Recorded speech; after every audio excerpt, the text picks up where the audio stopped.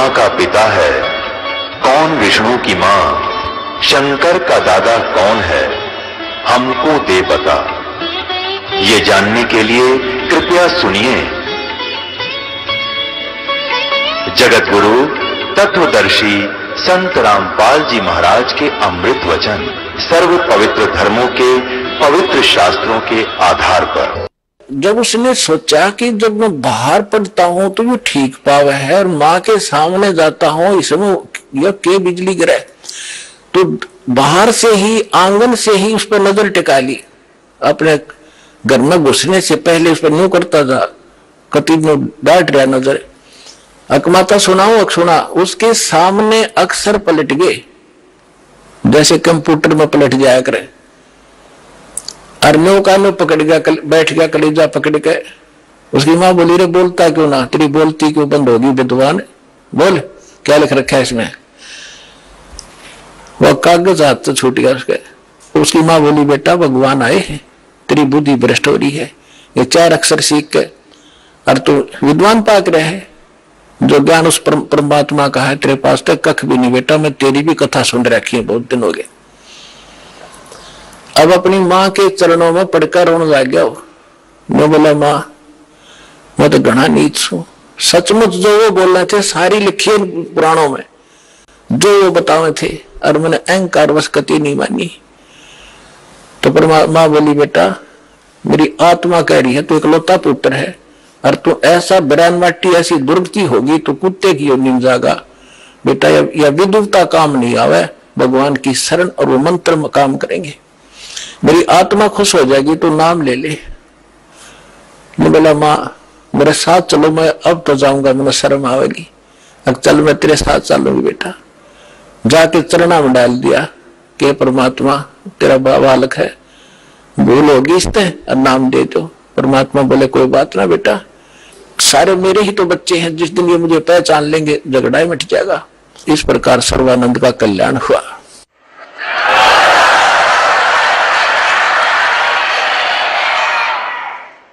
तो पुण्यात्माओं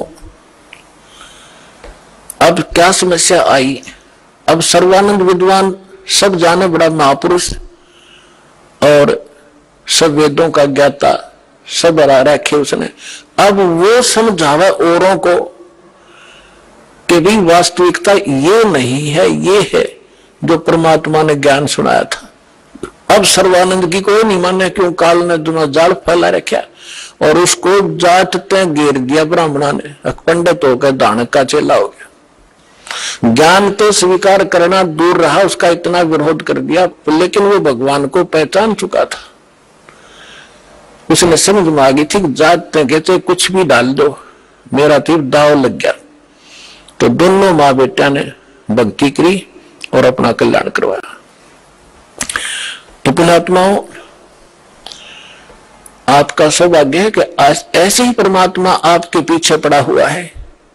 आपके पास कोई भगत मिला होगा, कोई पुस्तक लेकर गया होगा, किसी ने सीडी दी होगी। वो प्रेरणा अपने बच्चों के माध्यम से कहते करे कराव साइया मन में लहर उठा और दादू सिर जब डर जीव के आप बगल हो जा।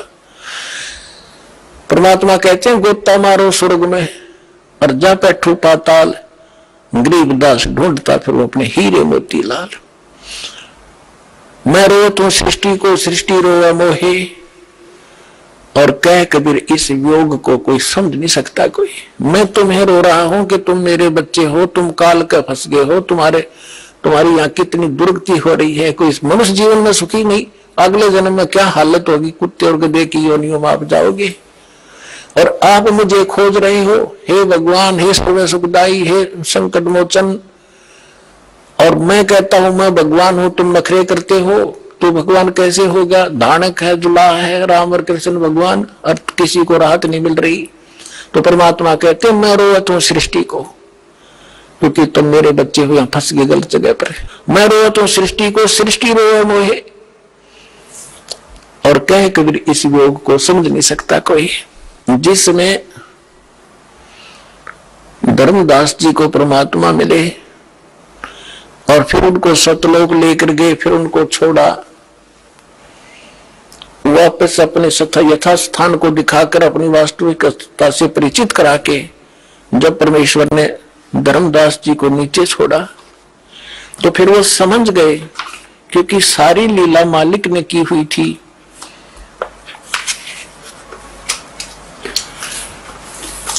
तो वो समझने के बाद परमेश्वर की महिमा को किस प्रकार सुनाया।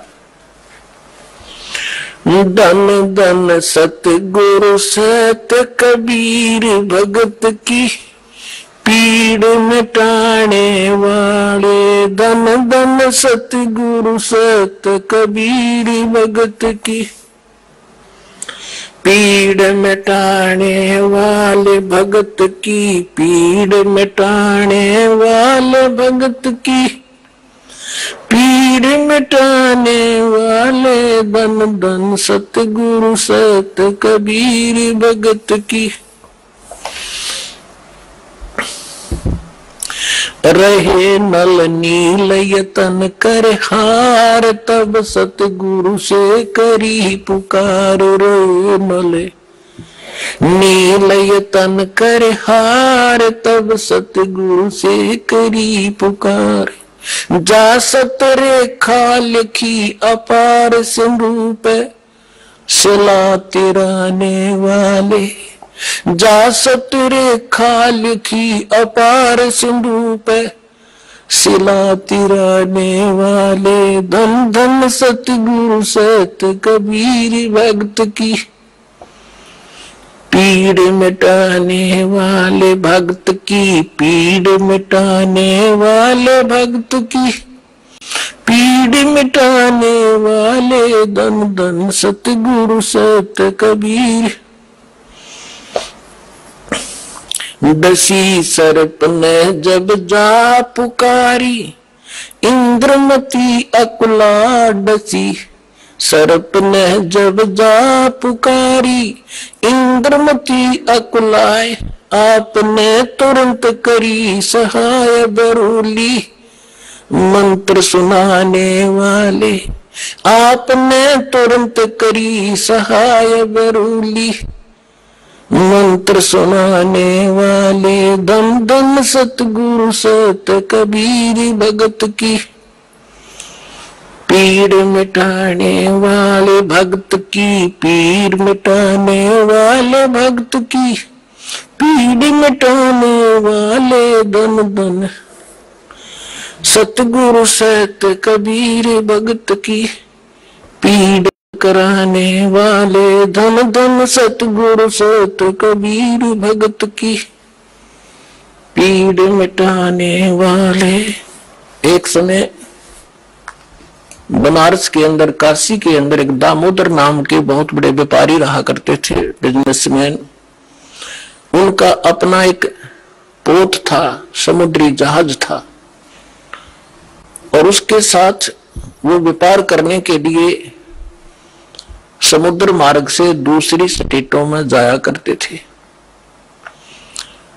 उसके साथ और भी उसी शहर के आसपास के काफी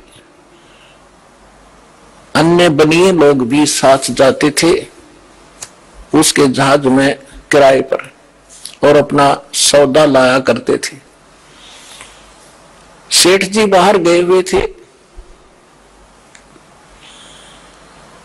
और पीछे से उनकी धर्म पत्नी, जिसका नाम धर्मवती था,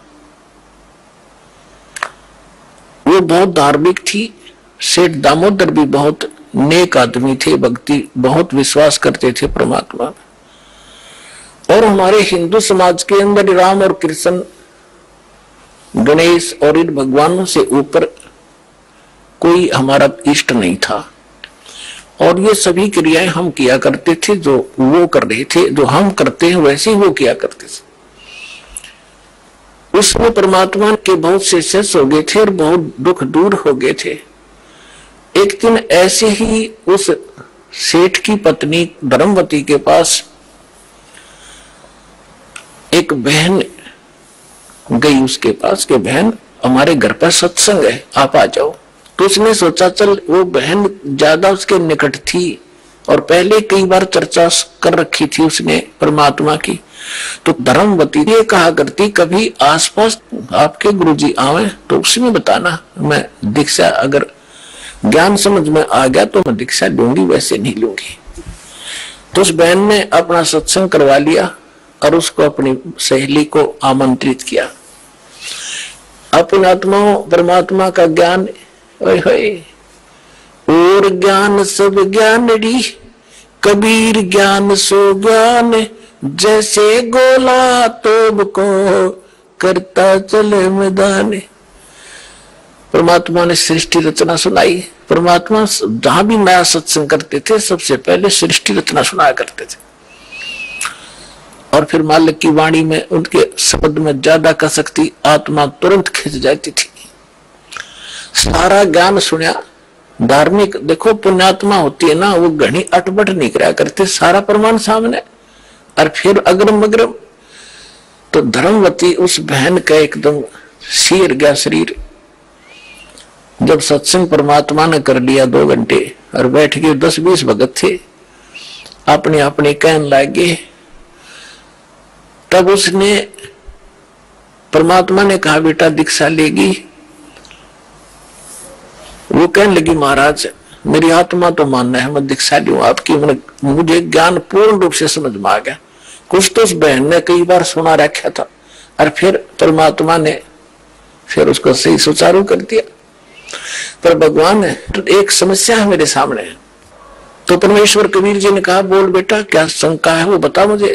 कि यूं कहा करें, नो सुना है मैंने कि जोड़े में नाम लेना चाहिए। मेरा पति गया हुआ प्रदेश में धन कमाने के लिए, और वो आलेगा तब नाम लूंगी, लेकिन मैं अब मुझे ऐसा लग रहा है कि मैं इस घर से बाहर कदम रखूंगी आपकी झोपड़ी इस स्थान तक, कि मेरी मृत्यु ना हो जाए। आज मुझे आपके सत्संग से एक एक पल भारी हो गया कि जीवन नाश हो रहा है मेरा, तो मैं नाम कैसे दूं। परमात्मा बोले बेटा ये भ्रम जो इन मूर्खों का पैदा किया हुआ है, तुम एक दिन जन्मे नहीं, एक दिन मृत्यु नहीं होगी। आपके पति आपसे बड़े हुए, पहले जन्म हुआ आपका बाद में हुआ।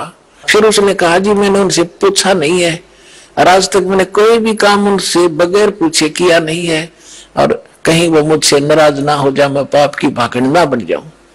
परमात्मा ने कहा बेटा आत्म कल्याण के मार्ग में किसी पूछने की आवश्यकता नहीं, और सभी कामों में सलाह ले सकते हो, सभी बातों में, इसमें एक पल भी देर नहीं करनी चाहिए, कोई पाप नहीं लगे। अब वो चाहे न ठीक गुरु जी के मुख से जो शब्द सुन लो फाइनल सच्ची है, महाराज फिर दीक्षा दे दो। अब उसने नाम ले लिया।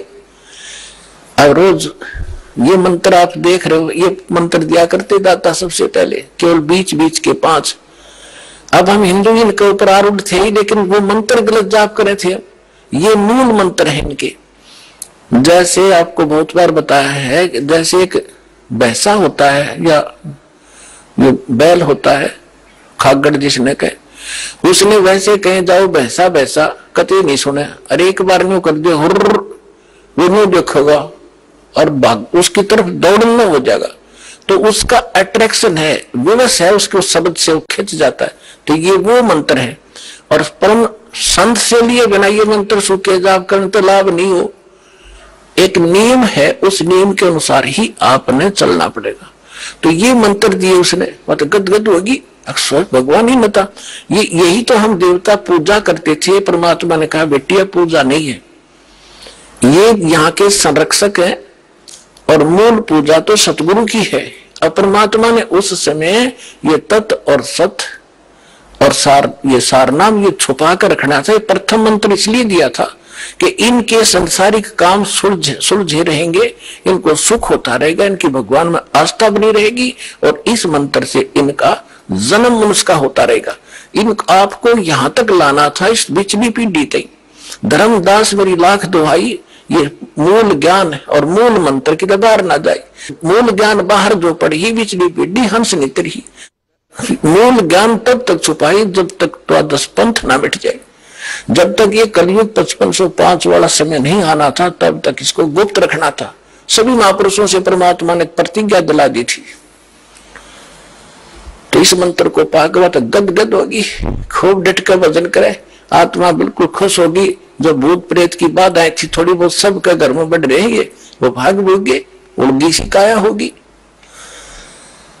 अब क्या हुआ, सेठ जी आए 1 महीने के बाद में। अब वो बुद्धिमान बहुत थी, उसने सोचा कि मेरे पति को यदि कोई थर्ड पर्सन में बतावेगा कि तेरी पत्नी सत्संग में जाती है और रात को जाती है, क्योंकि परमात्मा अधिकतर रात को सत्संग करते थे, क्योंकि दिन में तो किसी को फुर्सत नहीं छोड़ रखी काल ने धंधे में। तो उसने सोचा कि ये कहीं इसके मन में मेरे प्रति कोई दोष ना आ जा और हमारा घर नरक बन जाए। अब क्या हुआ, जिस दिन वो सेठ वापस आया उसी दिन सत्संग था भगवान का और किसी के आसपास ही। तो उसने सोचा कि अपने पति को मैं पहले बता दूं सारी कहानी, और ये ऐसा व्यक्ति है अगर मेरी बात को ये मान लेगा तो फिर ये किसी की नहीं सुनेगा। तो जब वो खाना खाने लगा, खाना खिलाते समय उसकी पत्नी ने कहा, जी मेरे से गलती बन गई और मुझे अक्षमा करना, करोगे, माफ करना। तो वो कहने लगा कि मैं अपनी पत्नी पर विश्वास करता हूं, मेरी पत्नी ऐसी गलती नहीं कर सकती जो अक्षम्य ना हो। फिर भी बता, अगर जी सचमुच माफ कर दोगे, गुस्सा तो नहीं होगे? अगर ना तो बता। मैंने जी आपके पूछे बिना, मैं ऐसे मेरी पड़ोसन नाम ले रखा है और उसके साथ में सत्संग में चली गई और परमात्मा की वाणी सुनी मैंने, मेरा दिल कर गया नाम लेने में, और मैंने आपसे पूछे बिना दीक्षा ले ली। तो वो बोला, बड़ी अच्छी बात, इसमें क्या पूछना था? या कोई बुरा काम किया तूने? भगवान की भक्ति की, बहुत अच्छी बात है। उसका उल्गा सा हृदय हो गया कि भगवान बड़ी दया करी दाता, ये तो बिल्कुल सरल देसी बन गया। फिर उसने एक और पॉइंट सोचा कि एक बार इसको वो सत्संग सतल दिखा दूं जहां हम जाते और आते हैं, ताकि लोग इसको भ्रमित ना कर दे, तेरी पत्नी रात में भी जाती है तो यो आदमी का जल्दी सी सेट नहीं हुआ करे। और उस दिन सत्संग भी था। तो उसने कहा, जी ऐसा है, गुरुजी का आज सत्संग है वहां पर, और मेरी साथ की सारी सहेली चली गई, मैं आपके भोजन पानी में लग गई और देर होगी और ना गई तो गुरुजी के दिन नाराज हो जा, आप मेरे साथ चल पड़ो। तो वो कहने लगा, देखो मैं थका हुआ हूं, दूर से आया हूं, आप जाओ। और मैं बोली, आप चल जाऊं कैसे, रात का काम कोई साथ नहीं मेरे। तो कहने लगा, मैं चल पड़ूंगा, और जाते मुझे नींद आवेगी, बता मैं क्या सत्संग सुनूंगा। उसने पता था कि एक बार वो चल पड़ा और सत्संग सुन लिया तो आली नींद इसने। तो वो कहने लगी, आप यूं करियो, पीछे से बैठ जियो, नींद आ जाए तो सो जाइयो, गुरुजी कुछ ना कहा करे। तो उसने सोचा चल फिर तो कोई बात नहीं। वो दोनों पति पत्नी आ गए। अब बैठ गई पाछे ने, वो बैठ गया पीछे ने, भगतनी बैठ गई भगतमतियों में। परमात्मा ने वह सृष्टि रचना फिर सुनाई। वो तो जाने थे चोट ने सामने मारना। अब लाला जी ने किसी नींद आवे थी, उसका कलेजा फट गया, थर थर का पैगात सारा, और नौके सोके सुना ज्ञान कड़ी कसूती तरह। अब सारा ज्ञान सुन लिया। जब अपनी उसकी पत्नी आई, जी नींद तो नहीं आई? कि नींद करे, मेरे तो बेचैनी होगी, काहे की नींद आवे थी? एक नो पूछ ले गुरुजी ते, मुझे नाम दे देंगे? तो उसने जाके कहा, महाराज जी भगत जी आए हैं और यूं कहे दीक्षा मिल जाएगी। कहा बेटा बोला। तब उसने बोली, कहा जा नाम देंगे आपको। सेठ जी जाकर बैठ गया पास में, कहने लगा, भाई सुन ले लाला जी। परमात्मा बोले, देखो सेठ जी, आप हो इन देवताओं के घने पुजारी, और परमात्मा का नाम लेने के बाद आन उपासना नहीं करनी होगी। वो कहते 100 वर्ष सतगुरु की पूजा, एक दिन आन उपासी और वो अपराधी आत्मा, फिर पड़े काल की फांसी। 100 वर्ष गुरु के अनुसार साधना कर ली, सतगुरु के अनुसार, एक दिन भी आन उपासना कर ली ना किसी देवी देवता की, पिछली सारा भट्ठा बैठ जाएगा तेरा। तो लाला जी बोला, सेठ दामोदर कहने लगे, महाराज जी मैं बाणिया हूं और सौदा करना खूब जानता हूं, मैंने सारा कुछ सुन लिया और सब कुछ देख लिया। आज मन सारे कथा सुन रखी खूब बड़ी बड़ी, जो ज्ञान आपने दिया इस पृथ्वी पर नहीं। और मैं जो वचन कराया करूं दाता, और पक्का करता हूं आप मेरे गुरु, में आपका चेला। फिर कहा कि भी देख, मैं दानक और तू लाला जी, कल न तेरी बरादरी वाले भी तुझे धिक्कारेंगे। मैं बोला जी मुझे नाम दो और आप साथ रहिए दास के, जो होगा सो देखी जाएगी, मुझे दीक्षा दो। और परमात्मा ने कहा कि और उपासना नहीं करोगे फिर किसी देवी देवता की, नहीं तो नुकसान हो जाएगा। लेकर नाम, और परमात्मा का हाथ से चित्र बनाया करते थे, वहां जब का हाथ से बनाया करते थे, सब जगह मिला करते थे। वो फोटो ले गया, जो विधि बताई थी विधान वो शुरू कर दिया आपने। फिर कुछ दिन के बाद वो कई दिन सत्संग सुने, फिर व्यापार में जाना था तो सभी वो दूसरे व्यापारी भी साथ थे। अब उसने क्या किया, उस जहाज के अंदर उसने अपना एक कक्ष बना रखा था जिसमें सारे देवी देवताओं के फोटो थे, और वहीं अपना घंटी बजाया करता, बैठ कर आरती करा करता, जय गणेश देवा माता थारी पार्वती, ये सारी कथा सारी आरती करा करता। अब उसने क्या किया, जाके पहले सारी मूर्ति उठाई और समुद्र में जहाज उठाए, समुद्र में जल प्रवाह कर दी, और एक फोटो परमात्मा कबीर जी का लगा ली। अब दूसरे जो थे वो लाला जी, उन्हें देखा रहे दामोदर ये देवी देवताओं के फोटो कहाँ गए, तो उसने बताया भाई मैंने दीक्षा ले ली गुरु जी से, और गुरु जी का जो सतगुरु की पूजा करते हैं ना, वो देवी देवताओं की पूजा नहीं करनी होती, इसलिए मैंने वो आदर के साथ जल प्रवाह कर दिया। तो सारे कहने लगे रहे तो बट्ठा बैठावेगा, तेरा नाश हो जाएगा। क्या है ये कबीर, ये धानक एक जुलाहा, इसकी कड़फंटी में आ गया तू, कहाँ बातों में आ गया, तुम देवता छोड़ दिए, रामकृष्ण जैसे बलवान भगवान छोड़ दिए, देखना तेरा क्या होगा। वो बोले भाई कुछ भी हो मेरे साथ, आप अपनी क्रिया करो, मैं आपको ना कहता, आप मेरे पीछे क्यों पड़ गए, मैं अपनी करूंगा, आप अपनी करो। अब उस दिन उसके बाद उसको कबीर कहने लगे कि ये आ गया कबीर, दामोदर कहना छोड़ दिया। मैं बोला भाई कुछ भी कहो, थारी भी जीव पवित्र है, भगवान का नाम लेने थे, ठीक है मुझे मालूम है तुम किस विषय से कह रहे हो, कोई बात। अब वो चले गए और सब अपना माल लाद के बच्चों समेत जा रहे थे कुछ तो, क्योंकि 3-3 4-4 महीने वापस आया करते थे। जब वापस आ रहे थे पूरा माल लाद के, और बीच में जब आ लिए समुद्र के, एक भयंकर साइक्लोन उठा, तूफान, समुद्री तूफान 30-40 फुट ऊंचा होकर, और इतनी 200 किलोमीटर प्रति घंटा की स्पीड से चला करता, जहाज का तो निशान भी ना पाओ उसमें कीट पड़ा है। और देख लिया उन नबी, क्योंकि छोटे मोटे तूफान कई बार ऐसे होते थे, उनको पता था ऐसी स्थिति थी बहुत भयंकर होती है। उन्होंने देखा तूफान उठ गया, शाम का समय था, बिल्कुल सूर्यास्त होने वाला था। अब इतना भयंकर तूफान उठा, उन्होंने देखा कि तो भाई हो गया, काम बिगड़ गया। और तो थोड़ी बहुत तूफान दूर था, समुद्र में हलचल पहले शुरू होगी और जहाज डगमग करने लगा बुरी तरह। अब सारे अपने अपने देवता ने याद करे, कोई राम ने, कोई कृष्ण ने, जो भी जिसका इष्ट था, और दामोदर शांत बैठे। अब सब घबरा रहे थे, घिघी बंदगी, बच्चे मरे, सारी संपत्ति का नाश हुआ था।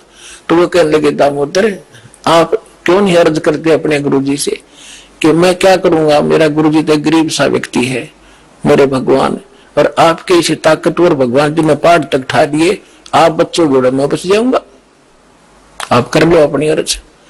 जब उन्होंने देखा कोई जतन काम नहीं कर रहा, उनमें एक वृद्ध लाला जी था, वो कहा कर भाई, क्या अगर सतगुरु का भगत तगड़ा हो से आप एक बार अर्ज कर दो। मैं बोला तुम बैठ जाओ, कदे बीच में फिर नो को महाराज ने सुन ली थी, अब बैठा को नहीं जाता, तू कर लिया रजम बंद हो जाते।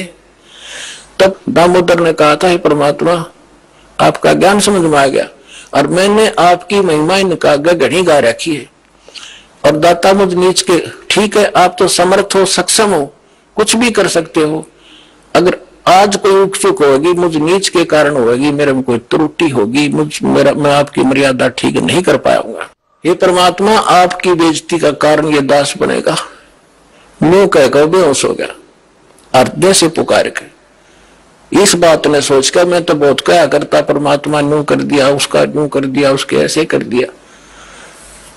इतने समय में अंधेरा हो गया, रात के 8-9 बज गए और चांदनी रात्रि थी। तूफान ऐसे बैठ गया जैसे छाला सा वहीं का वहीं, नो का नो डरती हूं।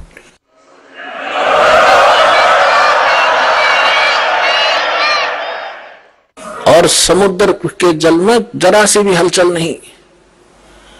अब उस दामोदर को पानी के छींटे छाटे मार के मुंह पे होश में ले आए। तब उन्होंने कहा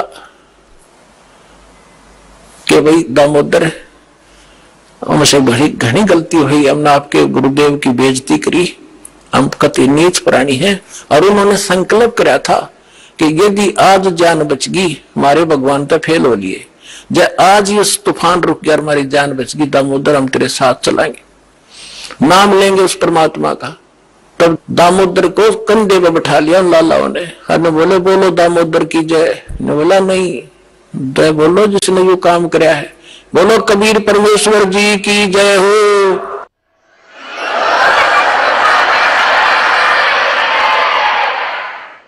अब उधर से परमात्मा उसी दिन रात्रि में सत्संग कर रहे थे 7-8 बजे सी, और सर्दियों का मौसम था। अब कुछ भक्त सामने आसपास बैठे थे। एकदम परमात्मा ने क्या किया, ऐसे मुंह पकड़ नो हाथ फेर कर ऐसे झटका दिया। आसपास के बैठे भक्तां के छींटे लगे। उन्होंने सोचा भाई पसीने कैसे आगे सर्दी में, गुरुजी आपके पसीने आगे? तो पर वो बोले ना भाई पसीने को नहीं आए। और क्या था, ये पानी कहां से आ गया? कि मेरे भगत का जहाज डूबा था। दामोदर सेठ नहीं था, भी नाम लेके गया था। कहा जी? हाँ जी, उसका जहाज डूबा था भाई, अब वो उसने बचा कर आया हूं। अब वो भगत सोच रहे थे भाई, अब क्योंकि हम भक्ति अवश्य करते हैं लेकिन विश्वास तो नहीं होता। अब परमात्मा कहते हैं कहा हो तो हरि नाम से, जब मन में नहीं विश्वास, बिना विश्वास के जो भक्ति करते हैं वो सफल नहीं होते। तो वो कच्चे से थे और मन में करनी थी, ऐसे ही शब्द गा रहे थे, ज्ञान सुना रहे थे, पसीने आगे होंगे, हमारे सामने बैठे और वहां कैसे समुद्र में जहाज बचा के आए हैं। वो तो बात कही आई हुई। अब वहां से जब वो चलकर आए सेठ, 1-2 दिन और लग गया उन्होंने। उस दिन फिर सत्संग हो रहा था। वो पहले अपने घर गया, घर जाके पता चला कि मेरी धर्मपत्नी भी उड़े जा रही सत्संग में गई हुई है। और सारे वो सेठ ने बोले पीछे घर जावांगे, और सारे बच्चा ने साथ ले रहे। पहले अब परमात्मा का उपदेश लेंगे, जब घर बढ़ाएंगे। अब हमारा बाकी आज का जीवन, आज के बाद का जीवन उनका ही हमारा। और सारे वहां चलेंगे, सीधे वहां 15-20 लाला जी और उनका परिवार। अब क्या हुआ, अब उधर सत्संग चल रहा था, वही भक्त मिले जुले से वो आया करते उस क्षेत्र में, तो सारे वही बैठे। और पीछे थे क्या हुआ, वो सारे के सारे जाकर बाहर खड़े होकर जय हो पाबंदी छोड़ कबीर साहब की, जय हो भगवान कबीर साहब की। परमात्मा बोले रे बाहर कौन शोर कर रहा है, पता करके आइयो। अब जो ही वो बाहर गए भक्त पता करने आंगन से बाहर, तो उन्होंने देखा दामोदर को, वो सब जाने थे क्योंकि वो आते जाते थे सत्संग में। तो उन्होंने आकर बताया जी दामोदर सेठ आ रहा है और उसके साथ और कई लाला जी हैं, सेठ हैं, और आपका दर्शन करना चाहते हैं। बोला बुला लो भाई, क्या बात होगी। वो सारे आगे चरणा में पुनः दंडोत प्रणाम करें, हे भगवान आपने दया कर दी, हमारे जीवन रक्षा कर दी। परमात्मा हमसे बहुत भूल हुई, हमने बहुत गलती की, आपके भक्त को बहुत सताया, टॉर्चर किया, इसको माफ करो हम अपराधियों को। भगवान आपने हमारी जान बचा दी, हमारा जहाज डूबता आपने बचा दिया। परमात्मा बोले क्या करे भाई। और परमात्मा चाहते जिनके मन में शंका थी, वो सारे वहां चले गए। और सारे वो उनका भ्रम निवारण करने के लिए सच बताओ, सारी कहानी क्या हुआ था कि भगवान ऐसे ऐसे हो गया था। हमने अपने सारे जंतर मंत्र कर लिए थे, कोई राहत नहीं मिली। फिर हमने आपके भगत की आराध करी थी, इसने आपको पुकारा के मंत्र पर डायू दाने, ये बेहोश हो गया आपको पुकार के। तब कहा बेटा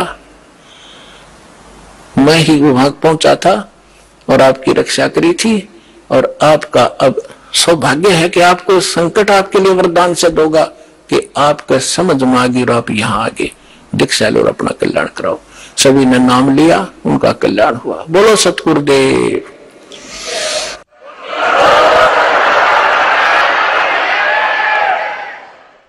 दामोदर सेठ के हुए थे अकाज, अर्ज करी डूबता देखे जहाज। दामोदर सेठ के हुए थे अकाज, अर्ज करी डूबता देखे जहाज।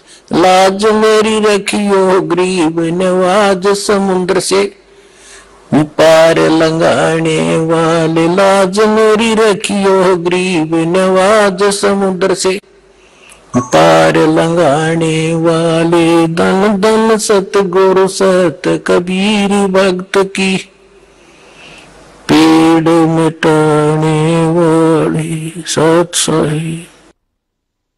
परम पिता परमात्मा पूर्ण ब्रह्म सारी सृष्टि के रचनहार कबीर देव कबीर परमेश्वर जी की असीम रजा से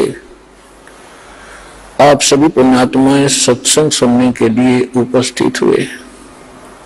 जिन पुण्यात्माओं के,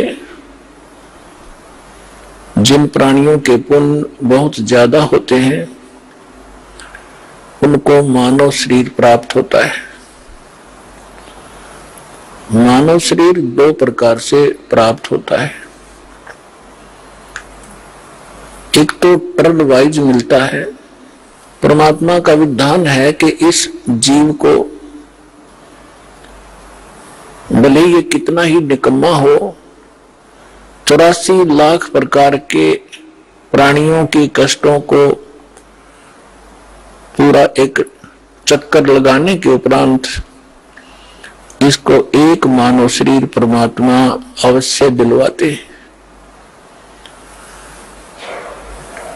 और दूसरी प्रकार का जो मानव शरीर प्राप्त होता है वो उन पुण्यात्माओं को होता है जो पहले भी मानव थे, उनके पुण्य ज्यादा थे, जिस कारण से किसी जन्म में उन्होंने शुभ साधनाएं, शास्त्र अनुकूल साधनाएं की होती हैं, शुभ संस्कार बनाए होते हैं, जिसके परिणाम स्वरूप उनको कई कई सैकड़ों भी मानव शरीर प्राप्त हो जाते हैं। लेकिन उन मानव शरीर के अंदर यदि सतगुरु नहीं मिलते, सतगुरु नहीं मिलते तो उनको फिर से शुभ संस्कार बनाने का अवसर प्राप्त नहीं होता। और सतगुरु के अतिरिक्त अन्य किसी नकली संतों से ज्ञान प्राप्त करके साधना करते हैं, वो शास्त्र विरुद्ध साधना होने से यूजलेस होती है। उदाहरण के लिए श्रीमद् भगवत गीता अध्याय नंबर 16 के श्लोक 23 और 24 पर्याप्त है। और जब तक हम शास्त्र अनुकूल साधना नहीं करेंगे हमारे आध्यात्मिक शुभ संस्कार नहीं बन सकते। तो जिस कारण से भले ही सैकड़ों मनुष्य जीवन भी प्राप्त कर ले वो प्राणी जिसके पूर्व जन्म के किसी समय शुभ संस्कार ज्यादा संचित हो गए और फिर वो मनुष्य शरीर प्राप्त करता हुआ आ रहा है, उसके लिए वो कौन सा समय है? अब ये समय है जो ये प्राइम टाइम है, ये पिछली पीढ़ी प्रारंभ होगी कलयुग की। इसमें परमात्मा अपने बच्चों को अपने वचनानुसार अब सबको तत्व ज्ञान से परिचित कराएगा, सतनाम सारनाम सबको प्राप्त कराएगा। जो यहां से निकल जाएंगे सावधानी बरत कर सत साधना करके वो तो गए, सफल हुए। और जो नहीं निकल पाए और साधना कर रहे हैं किसी भी कारण से वो फाउल हो जाते हैं और पार नहीं हो पाते हैं, तो वो भी करोड़ों और काफी करोड़ों की संख्या में ऐसे हो जाते हैं। तो जो करोड़ों की संख्या में सत्साधना करते हुए और यहां रह जाएंगे, ये मंत्र ऐसे अनमोल और इतने कीमती हैं, इनकी थोड़ी ही साधना से बहुत ज्यादा आध्यात्मिक एनर्जी स्टोर हो जाती है। सतनाम के विषय में सूक्ष्म वेद में कहा है, सतनाम पालड़ रंग होरी हो, 14 लोक चढ़ावे राम रंग होरी हो, 3 लोक प्यासंग धरो रंग होरी हो, तो ना तुला तुलाया राम रंग होरी हो। जैसे हम यहाँ के त्योहार मनाते हैं, होली, होली मीन खुशी से हम एक दूसरे के साथ रंग उछालते हैं, तो परमात्मा कहते हैं ये होली जो आप मनाते हो ये नकली है, ये काल प्रेरित है। एक व्यक्ति का युवा पुत्र मर गया होली से 2 दिन पहले, ना वो स्वयं होली मना पा रहा है, ना उसके रिलेटिव और ना उसके मोहल्ले वाले। तो अब कहां गई वो होली जिसको इतना इंपॉर्टेंट त्योहार मान रहे थे? तो परमात्मा और उससे परिचित संत कहते हैं कि इस नकली सांग में, इस नकली स्थान पर आप ये नाचा गाई करते हो, आपने भांग पी रखी है, नशे में बकवाद कर रहे हो। इस भांग का नशा, काल की माया का नशा अज्ञानता में प्रेरित होकर कर रहे हो, या एक पलक में ना जाने के बिजली गिर जा, ऐसे लोक में तुम खुशी मना रहे हो। या तो जब आपको ज्ञान होगा, आंखों से आंसू नहीं सूखेंगे, हम के कष्ट उठा रहे हैं और आगे क्या जुल्म होगा हमारे साथ। तो असली होरी राम नाम की होरी है। या खेलो, दिन रात खेलो, रात खेलो दिन खेलो, सुमन करो दिन रात इस राम नाम की होरी से, इस रंग को बखेरो। तो क्या कहते हैं कि सतनाम जो 2 अक्षर का मंत्र है, जिसमें एक ओम है, एक तत् है, और ये ऐसा अनमोल मंत्र है, इसकी इतनी कीमत बताई है। यदि विधिवत परम संत अधिकारी संत से प्राप्त करके, अधिकारी आपको बता देता हूं, 21 ब्रह्मांड में, इस विश्व में, इस दास के अतिरिक्त इन तीनों मंत्रों को देने का कोई अधिकारी नहीं है। या गलती ना करियो, बहुत धोखा खा लिया आपने।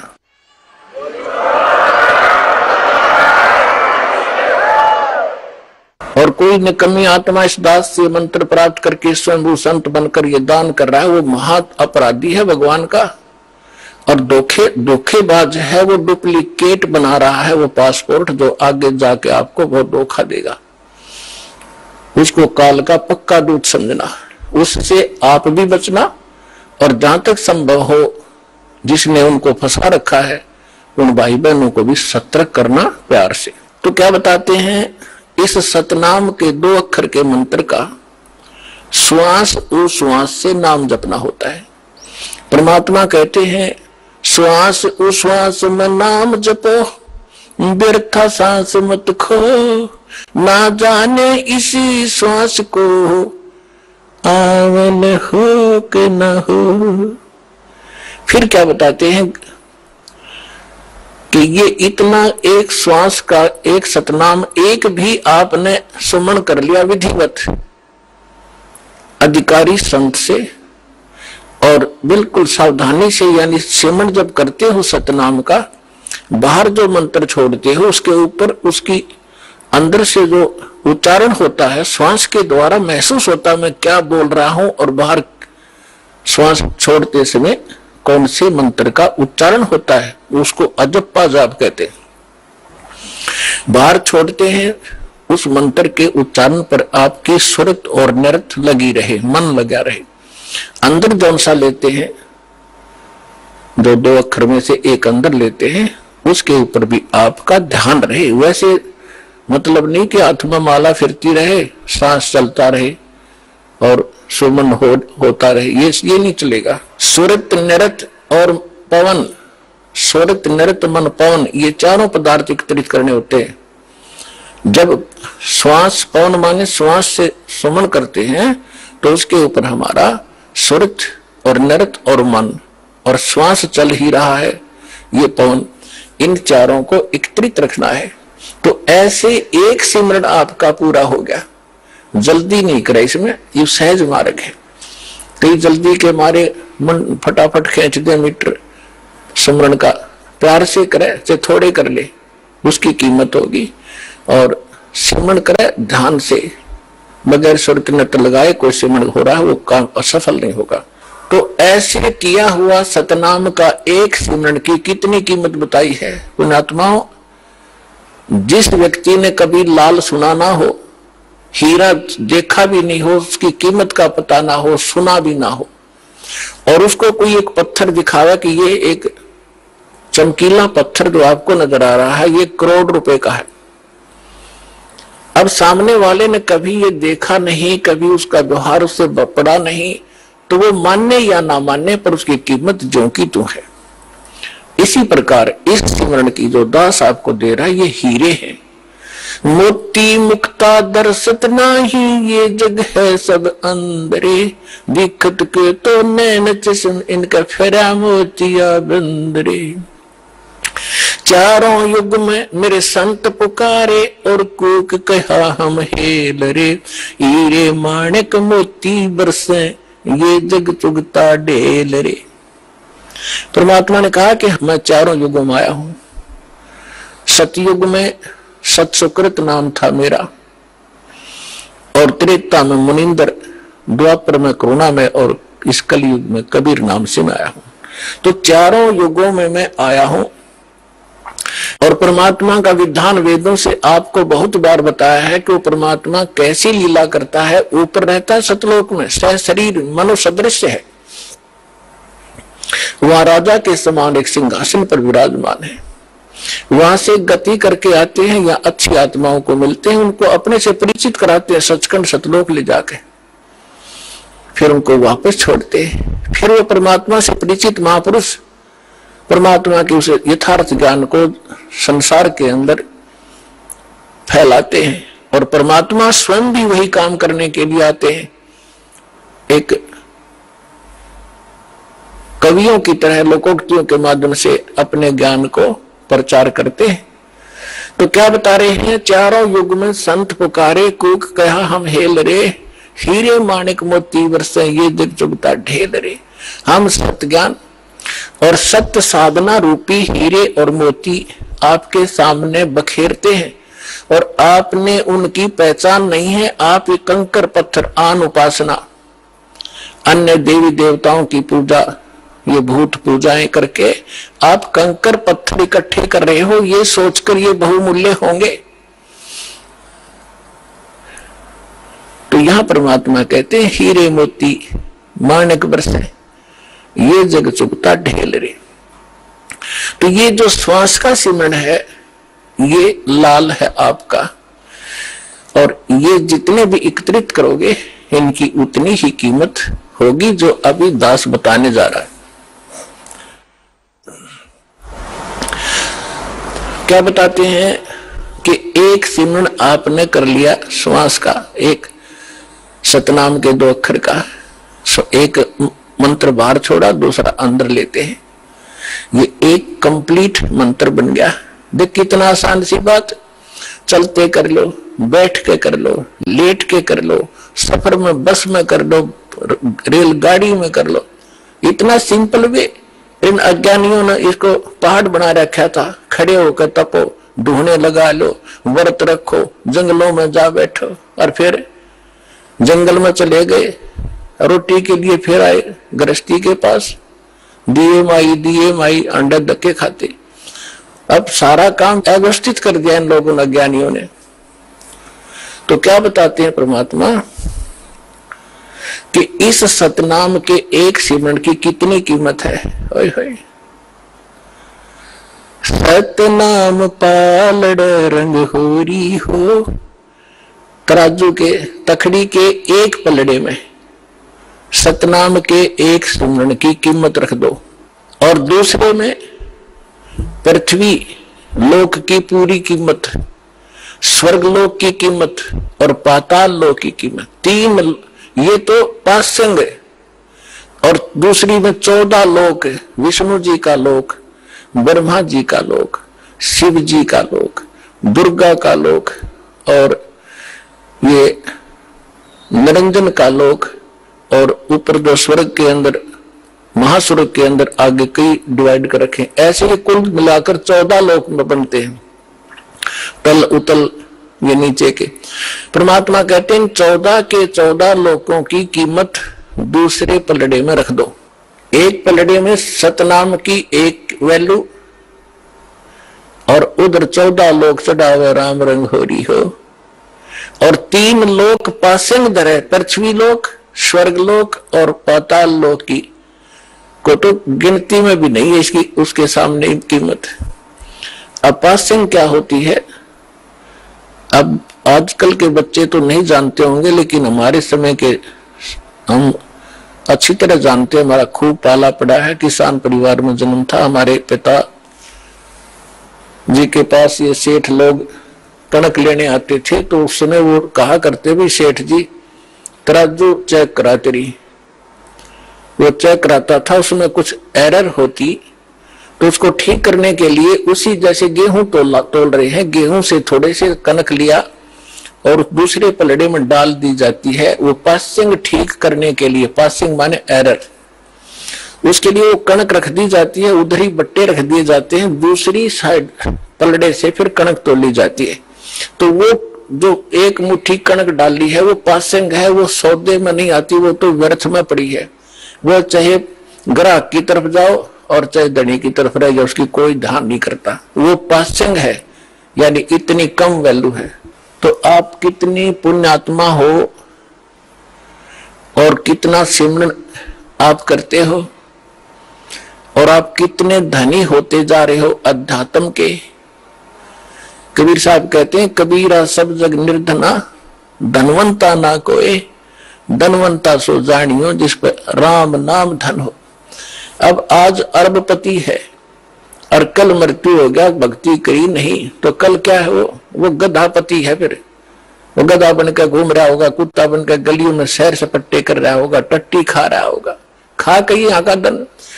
तो पुण्यात्मा, इस परमात्मा की शरण में आपको यहाँ के भौतिक सुख भी आपके डिमांड रिक्वायरमेंट के अनुसार अवश्य देगा ये दाता, और फिर आपकी जो भक्ति की शेष पूंजी को सुरक्षित रखेगा, ताकि चल आपके यहाँ जाते समय आपका धन सुरक्षित रहे। अब क्या बता रहे हैं? सत्य नाम पालड़ रंग होरी हो, 14 लोक चढ़ावे राम रंग होरी हो, 3 लोक पासंग धरे रंग होरी हो, तो ना तुले तुलाया राम रंग होरी हो। और हम हमारी बुद्धि कहां सेट कर दी इस काल ने? यहाँ के इस काल की माया की भांग पी ली हमने। एक सरपंच बन जाता है, बस पूछो मत, वो अपने आप को पता नहीं कि महान मान बैठता है। और कोई चेयरमैन बन जाता है 4-5 सरपंचों के ऊपर, बस कहना ही क्या। एक मंत्री और मुख्यमंत्री बनकर काख पीटते फिरते, बगैर ज्ञान के बच्चों वाले खिलौने खेल रहे हैं।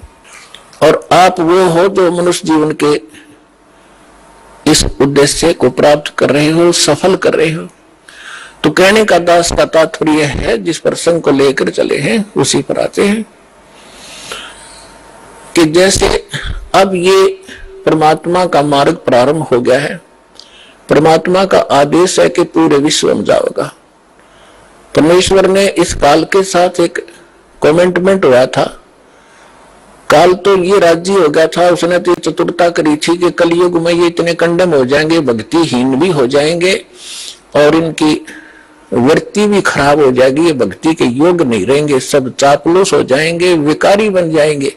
आइए अब हम उन श्रद्धालुओं के अनुभव जानते हैं जो जगत गुरु तत्वदर्शी संत रामपाल जी महाराज जी से दीक्षा प्राप्त कर चुके हैं तथा उनके द्वारा बताए गए भक्ति मार्ग पर चल रहे हैं। नमस्कार जी। सत साहेब। क्या नाम है आपका? मंजू। कहाँ से आए हैं मंजू बहन जी आप? MP ग्वालियर से। संत रामपाल जी महाराज से नाम दीक्षा आपने कब ली? 3 मार्च 2011 को। संत रामपाल जी महाराज से नाम दीक्षा लेने से पहले आप क्या भक्ति साधनाएं करते थे?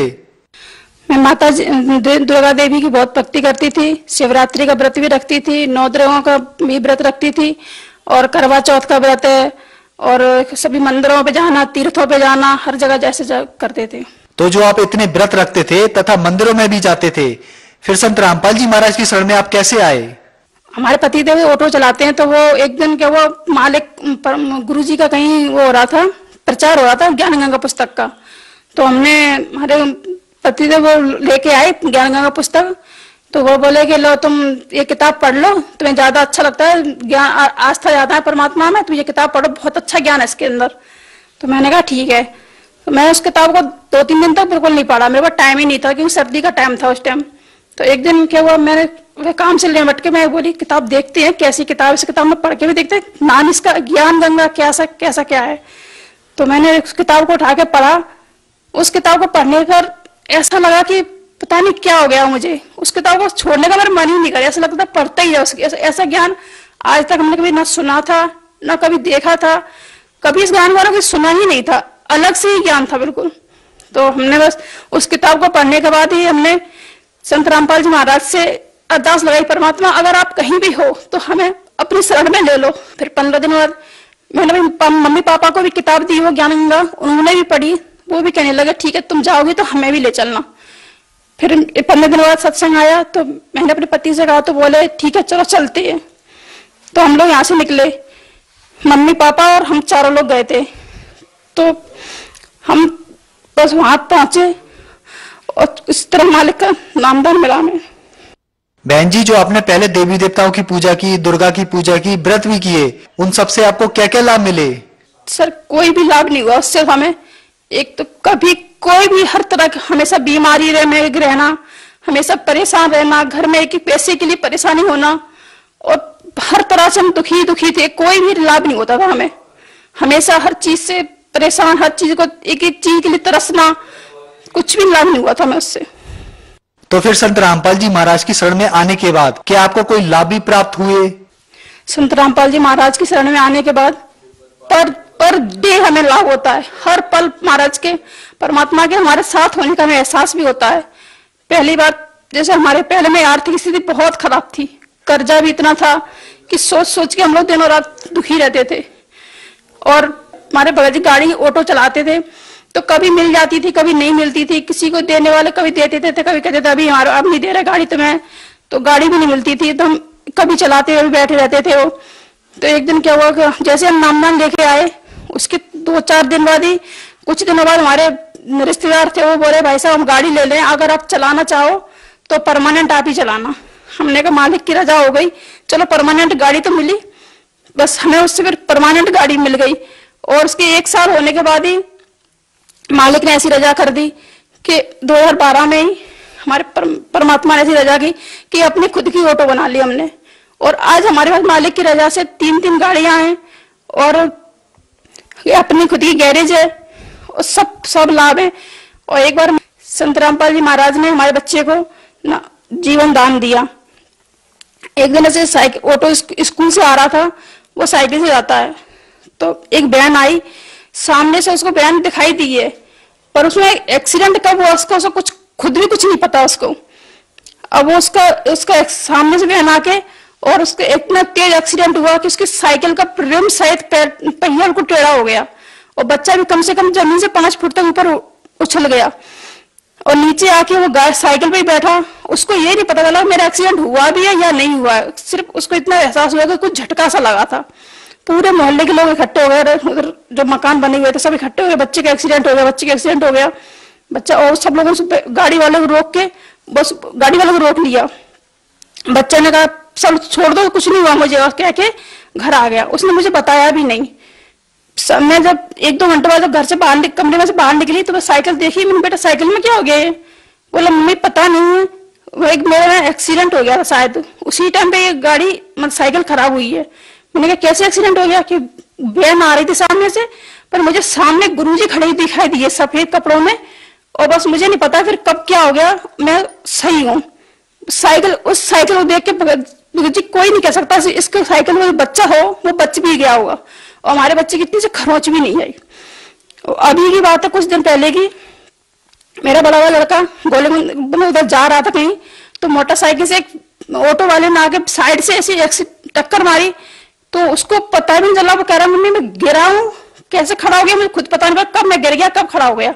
बस उसके जरा सी हल्के से हाथ में चोट, हल्की से हाथ में चोट आई है, और हेलमेट तक टूट गया, इतना तेज उसकी चोट लगी थी, गिरा मतलब इतने तेज गिरा था उस पे। और मैं भी पहले बहुत बीमार रहती थी, पहले मुझे टीबी बीमारी थी, उसका मैंने इलाज भी करा लिया। हमारे ग्वालियर में बिरला हॉस्पिटल है, वहां से मेरा इलाज कराया था मैंने।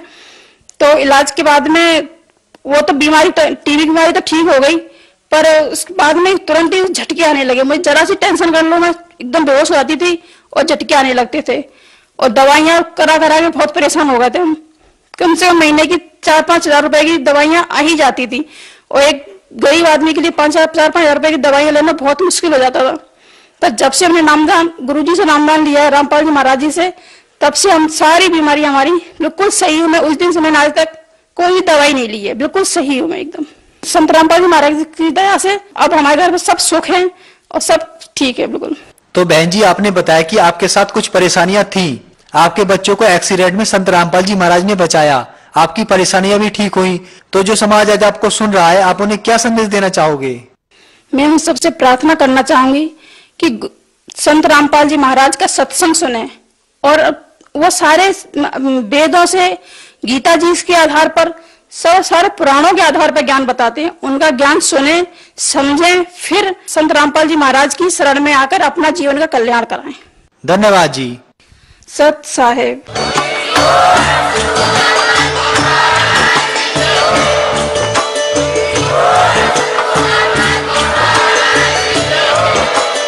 आप सुन रहे थे जगत गुरु तत्वदर्शी संत रामपाल जी महाराज जी के मंगल प्रवचन। अधिक जानकारी के लिए विजिट कीजिए हमारी वेबसाइट www.jagatgururampalji.org। संत रामपाल जी महाराज जी के शुभ आशीर्वाद से पूरे विश्व भर में 500 से भी ज्यादा नाम दीक्षा केंद्र हैं, जिन पर संत रामपाल जी महाराज जी द्वारा ऑनलाइन निःशुल्क नाम दीक्षा दी जा रही है। अपने नजदीकी नाम